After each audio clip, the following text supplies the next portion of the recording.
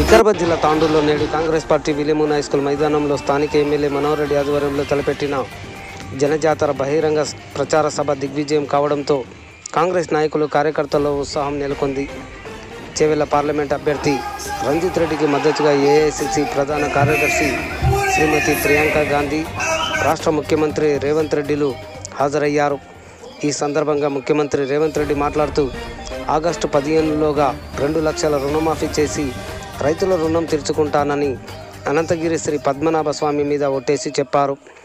Congress party ఇచ్చిన మాట ప్రకారం రైతుల అకౌంట్లలో రైతు బంధు డబ్బులు వేయడం జరిగిందని, రైతు బంధు ఇవ్వరని ప్రగల్భాలు పలికిన మాజీ ముఖ్యమంత్రి కేసీఆర్ ఇప్పుడు ముక్కు నేలకు రాస్తారా అని ప్రశ్నించారు. నిరంతరం ప్రజల శ్రేయస్సు కోసం పనిచేస్తున్న కాంగ్రెస్ పార్టీని ఆదరించి చేవెళ్ల పార్లమెంట్ అభ్యర్థి రంజిత్ రెడ్డికి ఓటు వేసి 1 లక్ష మెజార్టీ ఇవ్వాలని ముఖ్యమంత్రి రేవంత్ రెడ్డి కోరారు. రాముడు గుడిలో ఉండాలి, భక్తి గుండెల్లో ఉండాలని బీజేపీపై సెటర్లు వేశారు. అదేవిధంగా ప్రియాంక గాంధీ మాట్లాడుతూ దేశంలో ధరలు పెంచడంతో పాటు అన్నదమ్ముల వల్లే మతాలు కులాల మధ్య చిచ్చురేపి సామాన్య ప్రజలను ఇబ్బందులకు గురి చేసిన మోడీని ఈ ఎన్నికల్లో ఓడించాలని ఆమె పిలుపునిచ్చారు. కాంగ్రెస్ పార్టీతోని అన్ని వర్గాలకు మేలు కలుగుతుందని పేర్కొంటూ కాంగ్రెస్ పార్టీ అభ్యర్థి రంజిత్ రెడ్డిని భారీ మెజార్టీతో గెలిపించాలని ఆమె కోరారు. ఈ కార్యక్రమంలో రాష్ట్ర అసెంబ్లీ స్పీకర్ ప్రసాద్ కుమార్, స్థానిక ఎమ్మెల్యే మనోహర్ రెడ్డి, జిల్లా కాంగ్రెస్ పార్టీ అధ్యక్షులు రామ్మోహన్ రెడ్డి, కాంగ్రెస్ పార్టీ ప్రజా ప్రతినిధులు, నాయకులు, కార్యకర్తలు పెద్ద ఎత్తున పాల్గొన్నారు.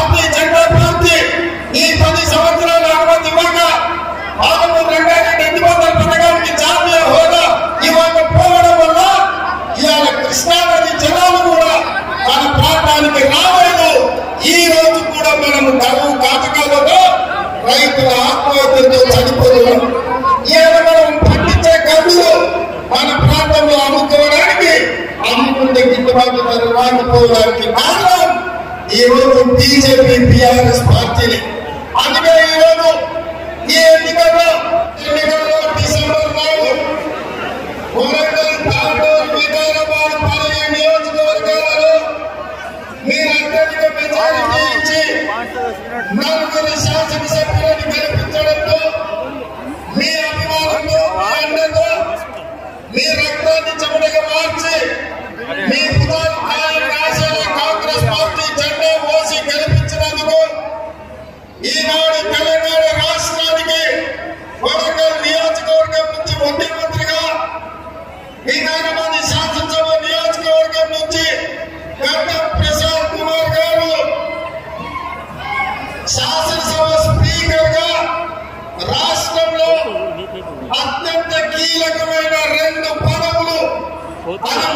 ముఖ్యమంత్రి పదవి శాసనసభాపక్ష స్పీకర్ గా మన వికారాబాద్ జిల్లాకే దక్కింది అంటే ఈనాడు కాంగ్రెస్ పార్టీ ప్రభుత్వంలో మనకిచ్చిన జిల్లాకు ఎంత ప్రాధాన్యత ఉందో మిత్రులందరినీ అర్థం చేసుకోమని నేను విజ్ఞప్తి చేస్తున్నా. బీజేపీ మనకేమిచ్చింది? వరంగల్ జిల్లాలో రైల్వే కోచ్ ఫ్యాక్టరీ మనం అడిగితే మోడీ మనకేమిచ్చిండు? ఐటీఐఆర్ కారిడార్ మనం అడిగితే బీజేపీ ఏమిచ్చింది? ఐఐటీఐఆర్ మనం అడిగితే మోడీ ఏమిచ్చిండు? మరి నేను అడుగుతున్న మిత్రులారా, మనం ఇన్ని అడిగితే ఏమి ఇవ్వకుండా ఇలా కార్మికుడు ఇచ్చిన బీజేపీకి డబ్బు వేసి మాట పెడదామా లేదా? అందుకే బీజేపీ ఏమిచ్చిందని అంటే కాగిత గుట్టు అని మీరు అనాలి. మోడీ ఏమిచ్చిందంటే కాగిత గుట్టు అని మీరు అనాలి. సిద్ధమా? సిద్ధమా? సిద్ధమా? సిద్ధమా? బీజేపీ ఏమిచ్చింది? మోడీ ఏమిచ్చిండు? బీజేపీ ఏమిచ్చింది? మోడీ ఏమిచ్చిండు? గట్టిగా మోడీకి పేరు धरती है उनका मेरी तरफ से नमन। ये वो धरती भी है जिससे मेरे परिवार का एक गहरा और बहुत गहरा रिश्ता रहा है। ఈ ప్రాంతం పవిత్రమైనటువంటి బాబా గారి యొక్క పుణ్యస్థలం. ఈ ప్రాంతంతో నాకు అత్యంత అవినాభావ సంబంధం ఉంది. ఈ ప్రాంతం నుండి నాకు ఒక ప్రత్యేకమైనటువంటి శ్రద్ధ, ప్రేమ కూడా ఉంది. आपने इंदिरा गांधी जी को सम्मान दिया, अपनी श्रद्धा दी, अपना प्यार दिया। మీరంతా కూడా శ్రీమతి ఇందిరాగాంధీ గారికి మీ ప్రేమను పంచారు, ప్రభుత్వాన్ని ఇచ్చారు. వారి పట్ల समय हमारे असूल उन्होंने हमें सिखाए। కాంగ్రెస్ పార్టీ ఏదైతే ఉందో మహాత్మా గాంధీ గారు వేయడం జరిగింది. మహాత్మా గాంధీ గారి ద్వారా వేయబడేటువంటి ఆ పునాదిరాయి ఒక ఉన్నతమైన జీవన విధానం, ఒక ఉన్నతమైన ఆదర్శవంతమైనటువంటి ప్రభుత్వ విధానం ఎలా ఉండాలో వారు నేర్పించడం జరిగింది. वो असूल थे जिसने हमारे देश को आजाद किया। वो असूल थे जिसने हमारे संविधान को बनाया, हमारे लोकतंत्र की नींव डाली। వారే ఈ ప్రభుత్వం స్వతంత్రం సాధించడం కోసం వారు పరిపూర్ణమైనటువంటి ఒక మార్గదర్శకాన్ని, ఒక నివేదికను తయారు చేశారు. తద్వారా ఈ దేశానికి స్వాతంత్రాన్ని సంపాదించడం కోసం ఒక ప్రణాళికాబద్ధంగా పోరాటం చేశారు. और कांग्रेस का सबसे जो गहरा असूल है ये है कि जनता लोकतंत्र में सर्वोपरि होती है। जनता की हमेशा सुनवाई होनी चाहिए। ఈ కాంగ్రెస్ ప్రభుత్వం యొక్క ఒకే ఒక లక్ష్యం ఏమిటంటే అది ప్రజల కోసం పనిచేస్తుంది. ప్రజలు తమ సమస్యలు ఏమి చెప్పినా, ఎప్పుడు చెప్పినా వినడానికి సిద్ధంగా ఉంటుంది. उसको पूरा करने का काम सरकार बनते ही शुरू हो गया। స్నేహితులారా, ఈ రాజ్యాంగాన్ని పరిపూర్ణంగా తీసుకెళ్లాలనేటటువంటి ప్రయత్నం జరుగుతుందో ఆ ప్రయత్నానికి గండిపట్టడం అనేటటువంటిది ఇక్కడి నుండి ప్రారంభం కావాలి.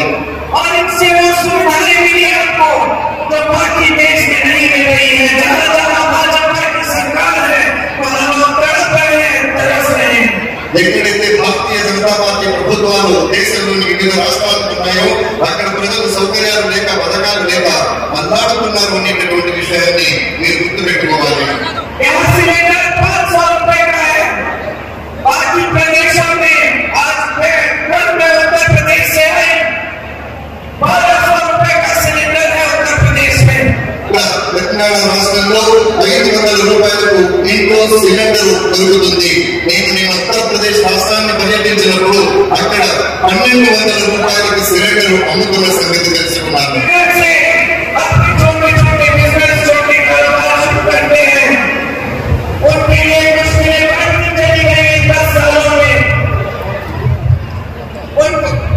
చిన్న చిన్న వ్యాపారాలు చేసేటటువంటి వాళ్ళు ఎవరైతే ఉన్నారో వాళ్ళు చిన్న చిన్న వ్యాపారాలు చేసేటటువంటి వాళ్ళ సమస్యలు ఏటికి ఆ ఏడాది పెరుగుతూ పోతున్నాయి, పెరుగుతూ పోతున్నాయి, పెరుగుతూ పోతున్నాయి.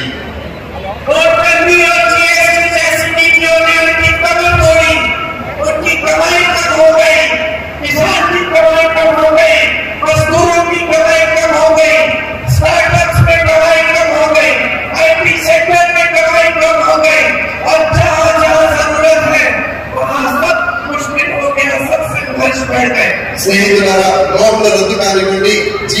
కానివ్వండి, ఇవి రావడం వల్ల సామాన్యం యొక్క నడ్డి విరిగిపోయింది. రావాల్సినటువంటి పెట్టుబడులు రావడం లేదు. వ్యాపారాలు చేసుకునేటటువంటి వ్యాపారాలు కుంటుపడిపోయాయి. విద్యా వ్యవస్థ సమూలంగా నాశనం అయిపోతుంది. కాబట్టి ఎక్కడ అభివృద్ధి జరగాలో అది జరగడం లేదు. అది ఎక్కడ ఎవరి కోసం జరగాలో వాళ్ళ కోసం మాత్రమే జరుగుతుంది.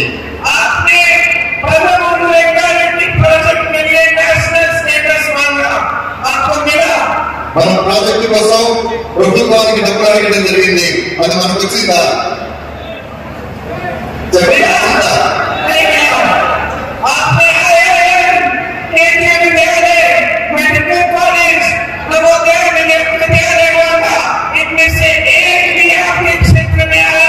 ఐఐఎం, మెడికల్ కాలేజ్, నవోదయ లాంటి విద్యా సంస్థలు మన ప్రాంతానికి కావాలని మనం ప్రభుత్వాన్ని అడిగాం. ప్రభుత్వం మనకి ఎప్పుడైనా ఇచ్చిందా?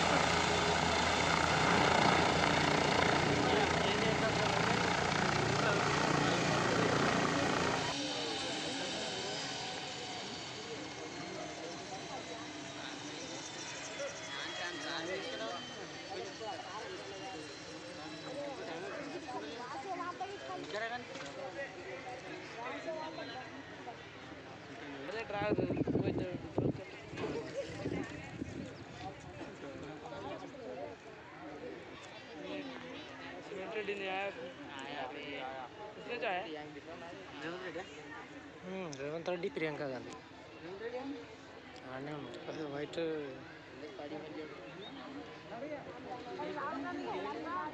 रेवंत रेड्डी नहीं आए।